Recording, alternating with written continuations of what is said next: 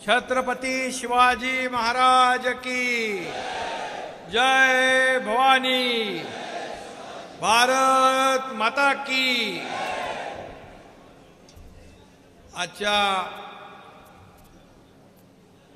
मला सांगितलं आढावा बैठक आहे, पण इकडे आल्यानंतर बघितल्यानंतर आपल्या बाबूरावच्या प्रेमापोटी सभेमध्ये रूपांतर झालं आणि येताना ते गाणं ऐकत होतो काय,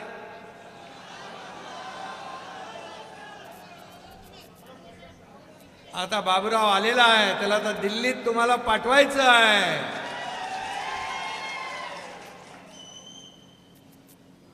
आणि म्हणून आजच्या या कार्यकर्त्यांच्या बैठकीला उपस्थित आपले मंत्री उदय सामंतजी, आपले सिने अभिनेते, तुम्ही भेटले का नाही त्यांना? गोविंदा, आपले लोकप्रिय सिने अभिनेते नेते, ते फक्त आपला प्रचार करायला नाही तर आपल्या बाळासाहेबांच्या शिवसेनेमध्ये त्यांनी प्रवेश केलेला आहे आणि मनापासून ते काम करतायत। पहिला असा सिने अभिनेता, पहिला हिरो असेल की त्याने स्वतःहून आला आणि मला म्हणाला, आपका बहुत काम सरकार का अच्छा चल रहा है, तुमचं काम चांगलं चाललंय, गोरगरिबांना न्याय देण्याचं काम सुरू आहे, मला पण तुमच्या पक्षामध्ये संधी द्या, आणि त्यांनी काम चालू केलं। आनंद जाधव, भीमरावजी केराम, आपले आमदार तानाजी मुटकुळे, आमदार संतोष बांगर, आमदार उमरखेड नामदेवरावजी ससाने, आमदार वसमत राजीवजी नवगरे, शीतलताई म्हात्रे, माजी खासदार शिवाजीराव माने, गजाननरावजी गुगे, आपले गजानन गुगे आले तिकडे, आम्ही सोबत होतो, आपण सोबत होतो विधानसभेला, आणि उत्तमराव इंगळे, माजी आमदार उमरखेड, राजेंद्र नजरधने, माजी आमदार उमरखेड, रामरावजी वडकुते, माजी आमदार वडकुते साहेब कुठे गेले? ते आपल्या परभणीला जागा दिली तुम्हाला, आपले त्यांना पण निवडून आणायचं आपल्याला, जानकर साहेबांना पण निवडून आणायचं आहे। त्यामुळे समाजाच्या वतीने धन्यवाद तुम्हाला। 70 वर्षानंतर पहिल्यांदा आमच्या धनगर समाजाचा खासदार हा दिल्लीत जाणार आहे, त्याबद्दल तुमचे मनापासून धन्यवाद। महादेवजी जानकर यांना शुभेच्छा आम्ही अगोदरच दिल्यात। फुलाजीराव शिंदे, भाजपाचे अध्यक्ष किशोरजी देशमुख, भाजपा अध्यक्ष नांदेड, बीडी बांगर, राष्ट्रवादीचे जिल्हाध्यक्ष हिंगोली, रामदासजी सुमटानकर, आताच त्यांचं भाषण झालं, त्यांनी उमेदवारी मागे घेतली, त्याबद्दल त्यांचंही मनापासून मी अभिनंदन।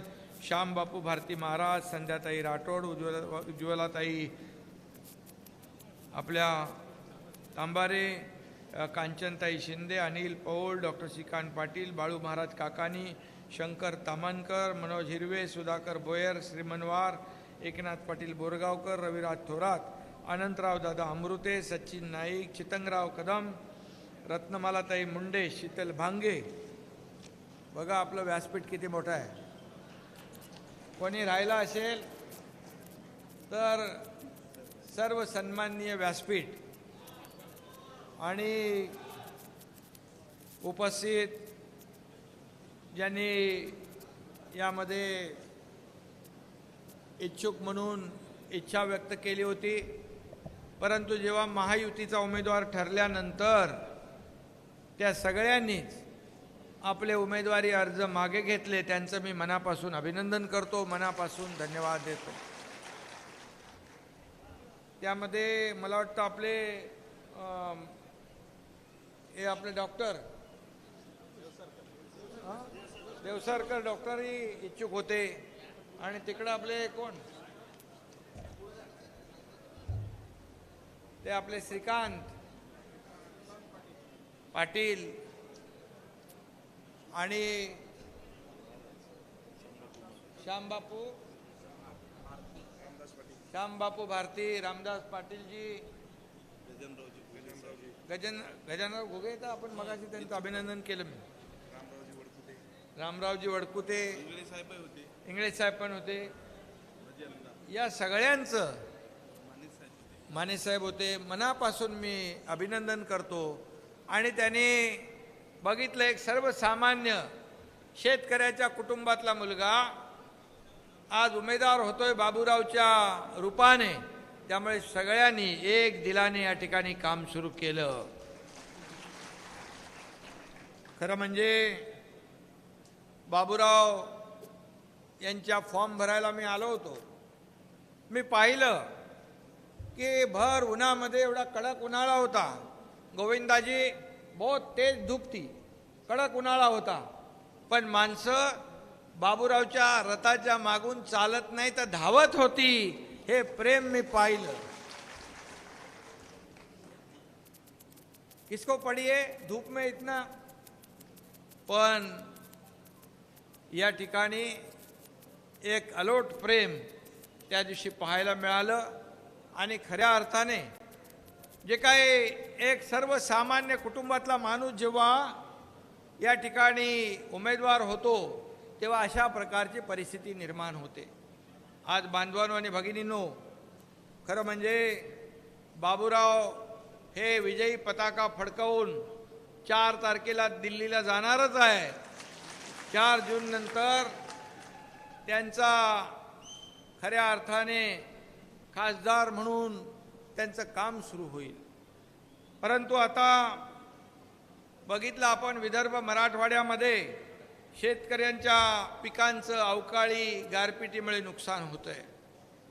आणि गेल्या 2 वर्षामध्ये आपल्या सरकारने जेव्हा जेव्हा अवकाळी आली, अतिवृष्टी झाली, काही ठिकाणी दुष्काळ होता, पण जिथं जिथं नुकसान झालं तिथं तिथं सगळे नियम वगैरे सगळे डावलून आपण मदत केली. आता जरी निवडणुकांचा प्रचार सुरू असला तरी सुद्धा मी सकाळपासून सगळ्या अधिकाऱ्यांना स्वतः फोन केलेत. जिथं नुकसान झालंय तिथं जा, पंचनामे करा, शेतकऱ्याच्या मागं उभं राहा, त्यांना मदत करा, अशा प्रकारच्या सूचना मी दिलेल्या आहेत. कारण शेतकऱ्यांना आपण 2 वर्षात नुकसान भरपाई म्हणून 15,000 कोटी रुपये दिलेले आहेत. 15,000 कोटी रुपये. आणि इतर योजनांच्या माध्यमातून शेतकऱ्यांना म्हणजे दरवर्षी 6,000 रुपये, मोदी साहेबांचे 6,000, आपल्या सरकारचे 6,000, 1 रुपयामध्ये पीक विमा योजना देण्याचा निर्णय आपण घेतला. असे जवळपास 35,000 कोटी रुपये शेतकऱ्यांच्या खात्यात जमा करणारं हे पहिलं सरकार आहे आपलं. आणि म्हणून शेतकऱ्यांना कधी वाऱ्यावर सोडलं जाणार नाही, त्याच्या मागं हे सरकार उभं राहील. खरं म्हणजे बाबूराव हा बाळासाहेबांचा जो काय मंत्र आहे, हा बाळासाहेबांचा शिवसैनिक आहे. आणि बाळासाहेबांचा सच्चा कार्यकर्ता, 80% समाजकारण आणि 20% राजकारण हे करणारा कार्यकर्ता आहे. आणि अशाच गरीब कष्टकरी जो खासदार होतो, त्याला गरिबाची जाण असते. मी आज मुख्यमंत्री आहे, मी देखील सर्वसाधारण कुटुंबातून या ठिकाणी मुख्यमंत्री झालो. आपल्याला माझा इतिहास माहीत आहे, माझा प्रवास माहीत आहे. आणि म्हणून सर्वसामान्य जी कार्यकर्ता जेव्हा प्रमुख होतो, मोठा होतो, त्यावेळेस सर्वसामान्य माणसाच्या वेदना त्याला माहीत असतात. आणि म्हणून त्यांच्या वेदना आणि त्यांचे प्रश्न सोडवण्याचं काम हा बाबूराव प्रामाणिकपणे करेल, अशा प्रकारचं आपल्याला मी वचन देतो. खरं म्हणजे बाबूराव अगदी सरपंच, जिल्हा परिषद ते जिल्हा प्रमुख झाला. मला वाटतं मागच्या वेळेस तो निवडणूक उभा होता, निवडणुकीमध्ये उभा होता. थोडक्यामध्ये त्याचा निसटता पराभव झाला. पण जर शिवसेनेचा उमेदवार असता तर तो भरपूर मताने निवडून आला असता. मी त्या प्रक्रियेत होतो. पण फेसबुक लाईव्ह घरातून करणाऱ्यांनी त्याचं तिकीट कापलं. कारण प्रत्यक्ष फील्डवर त्यांना काही माहीतच नाही, ग्राउंडची परिस्थिती काही माहीत नाही. आणि बाबूरावचं तिकीट कापल्यामुळे एक आमदार आपला कमी झाला. असे अनेक तिकीटं कापले गेले.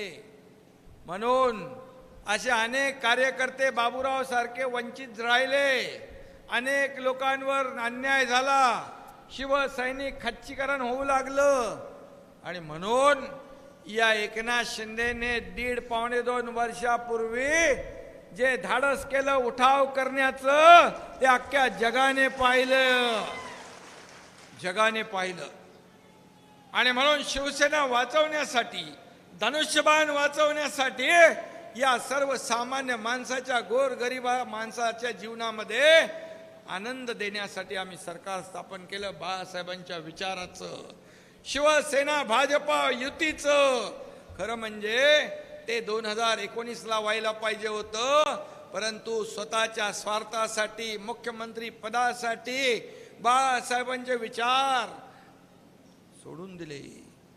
या महाराष्ट्रातल्या जनतेच्या मनामध्ये जे होतं त्याच्या विरुद्ध केलं. यांच्या विश्वासघात या आपल्या महाराष्ट्रातल्या जनतेचा केला आणि म्हणून आम्ही दुरुस्ती केली 2.5 वर्षापूर्वी. चुकीची दुरुस्ती आम्ही केली. जर 2019लाच सरकार, खरं म्हणजे आपण बाळासाहेब आणि मोदी साहेबांचे फोटो लावून मतदान मागितलं, बरोबर आहे? मग सरकार कुणाबरोबर स्थापन व्हायला पाहिजे होतं? झालं कुणाबरोबर? आणि म्हणून आता तर राजू पण आपल्याबरोबर आलेला आहे, अजित दादा पण आले, मनसेचाही पाठिंबा मिळाला. एक हे सरकार मजबूत होत चाललेलं आहे आणि म्हणून सरकार आज पडेल, उद्या पडेल, परवा पडेल, तेरवा पडेल असं म्हणत सरकार मजबूत झालंय. त्यांना ज्योतिषी त्यांचा कच्चा निघाला. त्यांना मी म्हणालो तुम्हाला माझ्याकडून पाहिजे तर पाठवतो ज्योतिषी, कारण या ठिकाणी सरकार काम करतंय. सरकार सर्वसामान्य माणसाच्या सुखदुःखामध्ये धावून जातंय आणि म्हणून त्यांचा टांगा पलटी करायला लागला. मला सरकार पलटवावं लागलं. आज या राज्यामध्ये आज आपण किती निर्णय घेतलेत, शेतकऱ्यांचे, कष्टकऱ्यांचे, कामगारांचे, माता भगिनींचे. माझ्या माता भगिनी इकडे आहेत. ST मध्ये 50% सवलत दिली प्रवास करताना. माहित आता आमच्या माता भगिनी म्हणतात आपल्या पतिराजाला, तुम्ही थांबा, मी अर्ध्या तिकिटाचा बाजार करून येते. 50% सवलत दिली. ज्येष्ठांना आपण सवलत दिली. महिला सक्षमीकरण आपण करतोय. बचत गटांना दुप्पट अनुदान सुरू केलं. CRPचं दुप्पट अनुदान सुरू केलं. ह्या सगळ्या गोष्टी ज्या आहेत, लेक लाडकी लखपती, 18 वर्षाच्या मुली होईपर्यंत 1 लाख रुपये तिच्या खात्यात जमा करण्याचा निर्णय घेतला. आज आपण वयोश्री योजना चालू केली. जे वयोवृद्ध आहेत त्यांना काठीचा आधार मिळाला पाहिजे, सरकारचा आधार मिळाला पाहिजे, हे आपण करतोय. आज उद्योग आपण आणतोय. आज उद्योग आपण आणल्यानंतर रोजगार मिळणार आहे. उद्योग मंत्री इकडे आहेत. मी दावोसला गेलो होतो, त्यावेळेस वर्ल्ड इकॉनॉमिक फोरम मध्ये गेल्या वर्षी 1,37,000 कोटीचे आपण करारनामे केले. जवळपास 70-80% कामं आता पुढे जात आहेत. यावेळेस गेलो 3,73,000 कोटी रुपयाचे आपण MOU साईन केले आणि तिकडून इकडे आल्यानंतर देखील 2 लाख कोटींचे, म्हणजे 5 लाख कोटीपेक्षा जास्त आपण रोजगार या ठिकाणी आणतोय. आज MIDC इकडे येते, राजूच्या इकडे येते, संतोषच्या इकडे येते. आता राजू तू मागणी केला, तुमची राहिली आहे, यांची राहिली आहे, हे पण करून टाका. आता खासदार झाल्यावर त्याची तर करायलाच लागेल. उद्योग हे देणार आहे, हे सरकार देणार आहे, रोजगार देणार, योजना देणार, लाभ देणार. आणि म्हणून राजू आता तुझ्याकडे MIDC झालेली आहे, तुझ्यातल्या लोकांना रोजगार मिळणार आहे. आता तू पण या बाबूरावच्या मागं असा धावला पाहिजे की तुझ्या पण वसमत मधून 50,000चा लीड त्याला मिळाला पाहिजे. कारण तुमची दिल्लीतली कामं हक्काने बाबूरावला सांगू शकतो आपण. आणि म्हणून मगाशी राजूने सांगितलं ते मराठा समाजाला आरक्षणाच्या बाबतीमध्ये SCBC प्रमाणपत्र, मगाशी ती मुलं आली होती. मी आल्या इथून थेट फोन केले सचिवांना, थेट फोन केले गृह सचिवांना, त्याची मुदत वाढवून देण्यासंदर्भात, पोलीस भरतीची आणि त्याचबरोबर ते जे SEBCचे प्रमाणपत्र आहेत हे तात्काळ त्यांना मिळाले पाहिजे अशा प्रकारच्या सूचना आपण दिलेल्या आहेत. निवडणुका असल्या तरी सुद्धा ज्यांच्या जीवाचा ज्यांच्या खरं म्हणजे जीवन मरणाचा प्रश्न आहे त्याच्यासाठी हे सरकार उभं आहे. तुम्हाला मी सांगू इच्छितो, हा मुख्यमंत्री जाहीरपणे छत्रपती शिवाजी महाराजांची शपथ घेऊन मराठा समाजाला आरक्षण देण्याची शपथ घेतली आणि ते करून दाखवलं. 10% आरक्षण दिलं आणि इतर कुठल्याही समाजावर अन्याय न करता OBC समाजाच्या आरक्षणाला धक्का न लावता आपण 10% आरक्षण राजीव विशेष अधिवेशन घेऊन दिलं. कोर्टामध्ये त्याच्या विरुद्ध लोक गेलेत, परंतु इम्पिरिकल डेटा आपण असा कलेक्ट केलेला आहे की प्रत्येक घराघरामध्ये जाऊन की मराठा समाज सामाजिक आणि शैक्षणिक मागास आहे हे सिद्ध करून दाखवलंय. त्यामुळे कोर्टात गेलेल्यांना देखील कुठलाही स्थगिती मिळाली नाही आणि म्हणून हे टिकणारं आरक्षण दिलेलं आहे. कायद्याच्या चौकटीत बसणारं आरक्षण दिलंय. OBCला धक्का लावता न लावता दिलेला आहे. इतर समाजावर अन्याय न करता दिलेला आहे. कुणबी प्रमाणपत्र कधी मिळत नव्हती, कधीच पाहिली नव्हती, परंतु या एकनाथ शिंदेने या मुख्यमंत्र्यांनी ते देखील देण्याचं काम सुरू केलं. आज आपण पाहतोय आणि म्हणून आपल्याला मी एवढंच सांगतो, हे सरकार दिलेला शब्द पाळणार आहे. दिलेला शब्द पाळून या ठिकाणी निर्णय घेणारं सरकार आहे. आणि म्हणूनच ही निवडणूक फक्त बाबूरावची नाही, ही निवडणूक देशाची आहे. ही निवडणूक देशाच्या विकासाची आहे. ही निवडणूक देशाच्या प्रगतीची आहे. आणि ही निवडणूक आपल्या देशाला महासत्तेकडे घेऊन जाणारी निवडणूक आहे. आदरणीय प्रधानमंत्री मोदीजींची ही निवडणूक आहे. कारण तुम्हाला मी सांगतो, आतापर्यंत आपला देश 2014 पूर्वी आपला भारत देश बोलत होता, पण कोणी ऐकत नव्हतं. आता उलट झालंय. भारत बोलतो, मोदी बोलतात, पूर्ण देश ऐकतो, देश समजून घेतो. आणि ही परिस्थिती निर्माण झाली आहे ती केवळ आणि केवळ मोदी साहेबांच्या नेतृत्वामुळे, मोदी साहेबांच्या कामामुळे आपली अर्थव्यवस्था पूर्णपणे बदलली. जगातल्या अनेक देशांची अर्थव्यवस्था डबघाईला आलेली असताना मोदीजींनी 11व्या नंबरवरून 5व्या नंबरवर आपली अर्थव्यवस्था आणली. आता 3ऱ्या नंबरवर आणण्याचा निर्धार त्यांनी केलाय. आपलं राज्य परदेशी गुंतवणुकीमध्ये उदयजी 1ल्या नंबरवर आहे. गोविंदाजी, आपलं राज्य परदेशी गुंतवणुकीत 1ल्या नंबरवर आहे. GDP मध्ये आपण पुढे आहोत. आज आपल्या महाराष्ट्रामध्ये 8 लाख कोटीचे इन्फ्रा प्रोजेक्ट चालू आहेत. आज आपल्याकडे उद्योग येत आहेत. आज आपल्याकडे लोक विश्वासाने पाहत आहेत.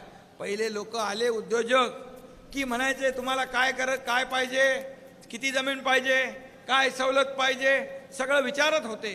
नंतर शेवटी विचारायचे आमचं काय बोलल्यावर तो पळूनच जायचा. आता आम्ही सांगितलंय तुम्हाला रेड कार्पेट, तुम्हाला सबसिडी, तुम्हाला सिंगल विंडो क्लिअरन्स. मी उद्योग मंत्र्यांना सांगितलंय एकही उद्योग त्याला मदत मिळाली नाही म्हणून परत जाता कामा नये. ही काळजी आपण घ्यायची आहे. आणि म्हणून उद्योग आले तर आपल्याला न्याय मिळणार. हा समृद्धी हायवे आपण केलाय. समृद्धी हायवे किती लांब आहे तुमच्यापासून?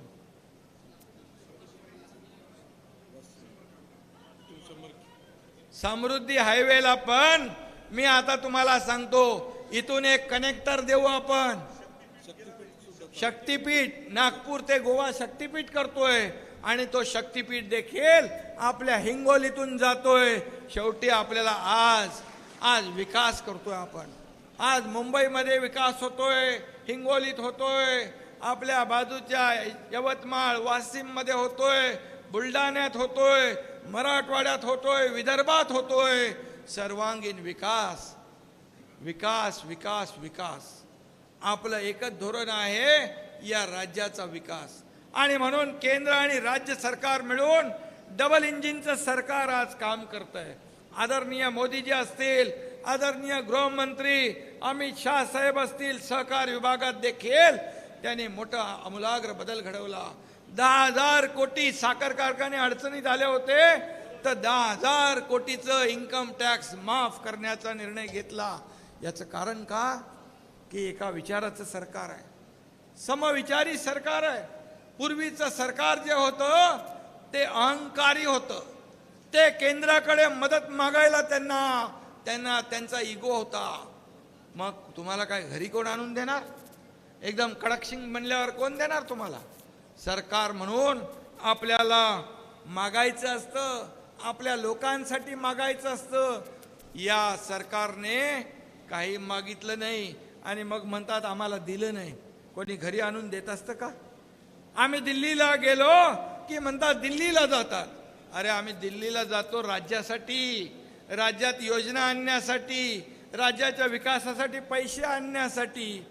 तुमच्यासारखे तिकडे दंडवत घालायला जात नाही आम्ही. आणि म्हणून हा फरक आहे, हा फरक आहे. कोविडमध्ये देखील सगळ्यांनी काम केलं. कोविड आता गेला, आपलं सरकार आल्यावर पळवून लावला आपण कोविडला. आणि त्यावेळेस देखील आदरणीय प्रधानमंत्री महोदयांनी देशातल्या सगळ्यांनाच जे लागेल वॅक्सिन, औषधं सगळं पुरवलं. एवढंच नाही तर जगातल्या अनेक देशांना कोविडमध्ये प्रधानमंत्री महोदयांनी मदत केली. म्हणून ते सगळे देश आज मोदीजींना कोणी बॉस म्हणतो, कोणी सल्यूट करतो, कोणी नमस्कार करतो, कोणी काय काय करतो. याचे उदाहरण देतो आपल्याला की आपल्या देशाची पत आता जगात वाढलेली आहे. हा आपल्याला अभिमान असला पाहिजे आपल्या प्रधानमंत्री महोदयांचा, आपल्या देशाचा. आणि दुसरे लोक परदेशात जाऊन आपल्या देशाची बदनामी करतात. हे कसलं देशप्रेम? आपल्या देशाची जे काय बदनामी करून हे देशद्रोही काम आहे. आणि म्हणून आपल्याकडे अजेंडा आहे देशभक्तीचा, देशाच्या विकासाचा. त्यांच्याकडे कुठला अजेंडा पण नाही, झेंडा पण नाही. आपल्याकडे अजेंडा आहे, आपल्याकडे नीती आहे, नियत आहे, निर्णय आहे. त्यांच्याकडे काय? कट, कमिशन आणि करप्शन. करप्शन फर्स्ट अशा प्रकारची त्यांची भ्रष्ट नीती. आणि मोदीजींकडे नेशन फर्स्ट, पहिलं राष्ट्र. आणि म्हणूनच पुन्हा एकदा आपल्याला या ठिकाणी मोदीजींना प्रधानमंत्री करायचं आहे. त्यांनी गेल्या 10 वर्षामध्ये जी कामं केलेली आहेत ती कामं आपल्या समोर आहेत. जी 50-60 वर्षात कामं झाली नाहीत ती 10 वर्षात केलेली आहेत. ही जादू आहे. आणि म्हणून मोदीजींच्या सभा झाल्या रामटेकला आणि चंद्रपूरला. एक माहोल तयार झाला, एक मोदीमय वातावरण तयार झालं. सगळे मोदी मोदी मोदी करू लागले आणि जनतेने त्यांना गॅरंटी दिलेली आहे, पुन्हा एकदा तिसरी बार, अबकी बार आणि फिर एक बार. हे निर्णय घेतलेला आहे आपण. आणि म्हणून त्याच्यामध्ये 400 मध्ये हा आपला बाबूराव पण पाहिजे ना. 400 मध्ये बाबूराव पाहिजे ना आपल्याला. आणि म्हणून मी आपल्याला एवढंच सांगतो की आपल्या सरकारने पोरादेवी बंजारा समाजाची काशी जी आहे पोरादेवी, 700 कोटी रुपये आपण दिले. 700 कोटी रुपये कुठल्या सरकारने दिले होते? आपल्या सरकारने दिले. अनेक समाज इथं आहेत. या सर्व समाजाला पुढं आणण्यासाठी आपण काम करतोय. आणि म्हणून विरोधकांच्या पायाखालची वाळू सरकलेली आहे की त्यांना काय करावं हे सुचत नाही. मोदीजींना 2014 साली त्यांनी विरोध केला, 2019ला विरोध केला. 2019ला तर विरोधी पक्ष नेत्याचे एवढे आकडे पण त्यांचे आले नाहीत. 10% त्यांना विरोधी पक्षासाठी एकूण खासदारांच्या संख्या लागते, ते पण आले नाहीत. आता 2024 साली पण तोच प्रकार त्यांनी केलाय. सगळे एकत्र आलेत, मोदी द्वेषाने पछाडलेले आहेत, मोदी द्वेषाने पीडित आहेत. पण जे जेवढा आरोप मोदींवर करतील, जेवढ्या शिव्याशाप मोदींना देतील, तेवढी ही जनता मोदीजींच्या बाजूने जाते. आणि म्हणून येणाऱ्या या निवडणुकीमध्ये आपल्याला प्रत्येकाला आपला खासदार निवडून द्यायचा आहे. मोदीजींनी त्या दिवशी भाषणामध्ये सांगितलं, बूथ लेवलवर काम करा. बूथ लेवल निवडणुकीमध्ये महत्वाचं आहे.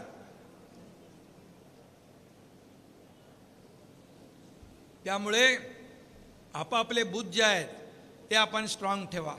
आपल्या बूथवर काम करा. तुमच्या बूथवर किती उन्हाळा आहे, गरमी आहे, तरी सुद्धा आपल्या बूथवरची माणसं सकाळी सकाळी मतदानाला आणण्याचं काम करावं लागेल. कारण मतदान जास्तीत जास्त होणं गरजेचं आहे.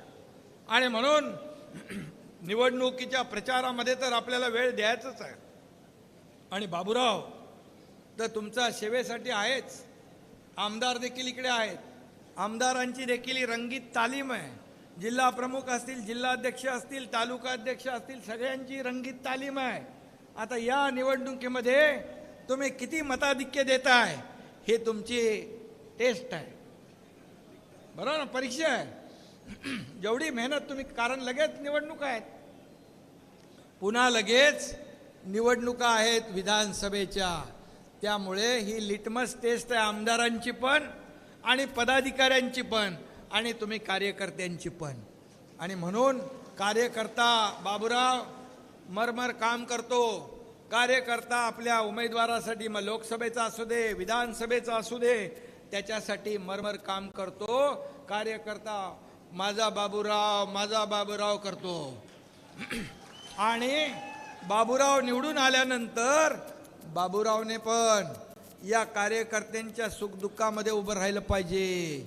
त्यांचं पोलीस स्टेशन काम असेल, त्यांचं कलेक्टर कचेरीचं काम असेल, त्यांचं हॉस्पिटलचं काम असेल, काही अडचण असेल, अर्ध्या रात्रीला हा बाबूराव तुमच्या हाकेला धावून आल्याशिवाय राहणार नाही. अशा प्रकारचा हा बाबूराव आहे. बाबूरावचा फोन बंद नाही असतो ना बाबा, तुझा फोन बाबूरावचा बिलकुल बंद राहणार नाही. आणि आज हेमंत पाटील आपल्या तिकडे यवतमाळ वाशिममध्ये आहेत, त्यांना तिकडे आपण जिम्मेदारी दिली आहे. हेमंत पाटील आणि हे दोघं दोस्त आहेत. दोघांची एक दुसऱ्याला मदत आहे.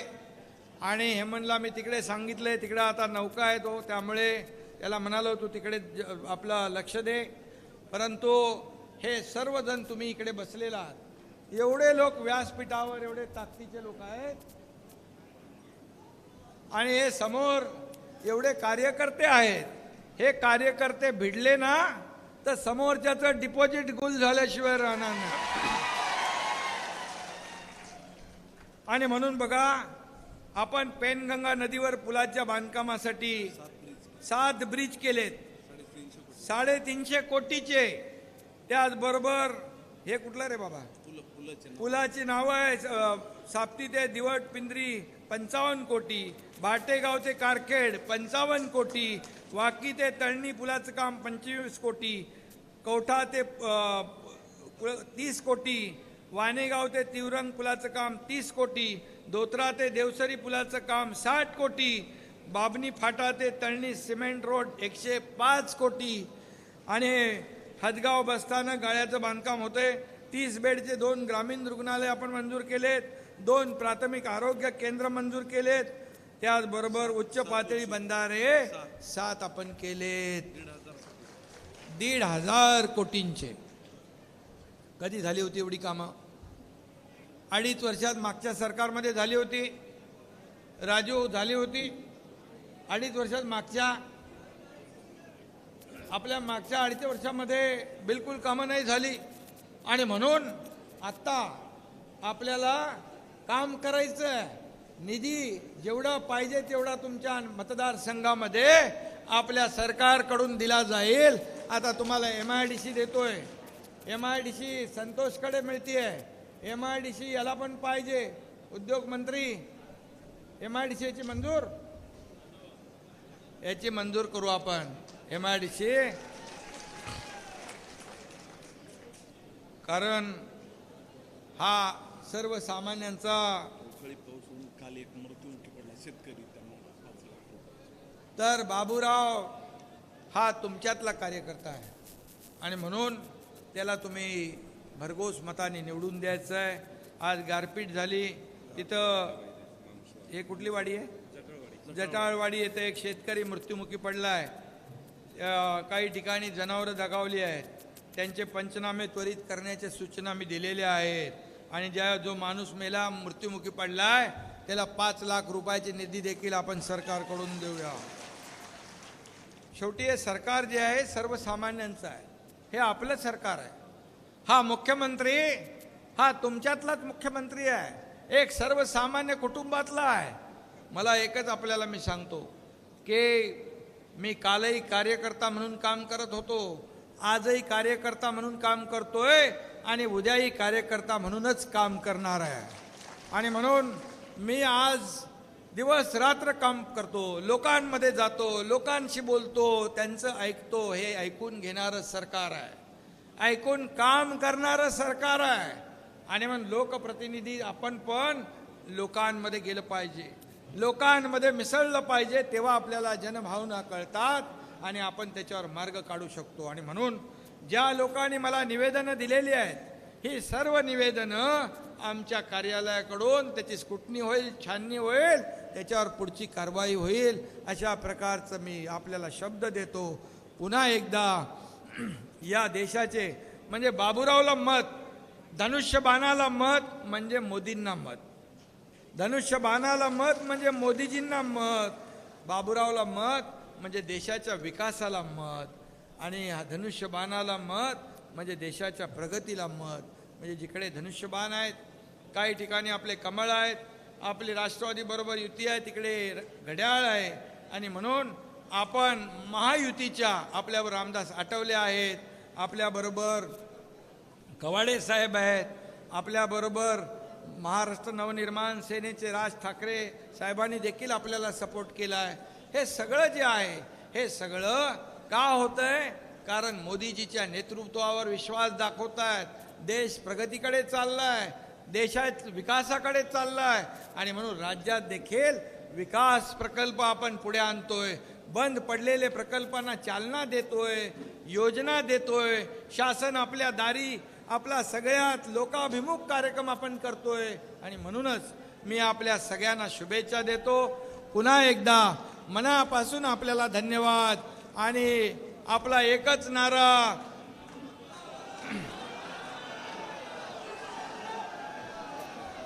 बाबूराव आगे बढो, महायुतीचा. धन्यवाद. जय हिंद, जय महाराष्ट्र. एबीपी माझा, उघडा डोळे बघा नीट.